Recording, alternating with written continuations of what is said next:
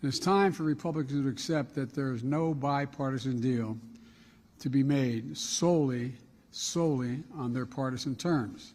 U.S. President Joe Biden on Sunday called Republicans' latest offers in the debt ceiling negotiations unacceptable, telling reporters at a news conference in Hiroshima, Japan, that he would speak with Republican House Speaker Kevin McCarthy on his way home from the G7 summit about how to cut spending together to reach a deal.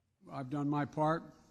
We put forward a proposal that cuts spending by more than $1 trillion, on top of the nearly $3 trillion in deficit reduction that I previously proposed through the combination of spending cuts and new revenues. Now it's time for the other side to move from their extreme positions, because much of what they've already proposed is simply, quite frankly, unacceptable. And so let me be clear. I'm not going to agree to a deal that protects, for example, a $30 billion tax break for the oil industry, which made $200 billion last year.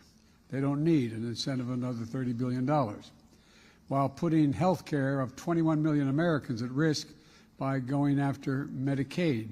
Biden also said he believed he had the authority to invoke the 14th Amendment to the U.S. Constitution to raise the debt ceiling without Congress, but said there was little time to test that legal theory. The question is, could it be done and invoked in time that it would not be appealed and, as a consequence, past the date in question and still default on the debt?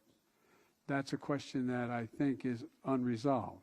Later on Sunday, U.S. Treasury Secretary Janet Yellen said June 1st was a hard deadline for raising the $31.4 trillion debt ceiling, repeating a warning that the government could run out of cash by that date and be forced to default.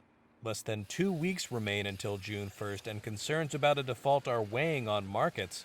Republicans are pushing for sharp spending cuts and many domestic programs in exchange for the increase in the government's debt limit, which is needed regularly to cover costs of spending and tax cuts previously approved by lawmakers. After speaking with Biden on his way back home to Washington, McCarthy called the phone call productive and said they will meet again on Monday, and that staff-level negotiations were set to resume later on Sunday.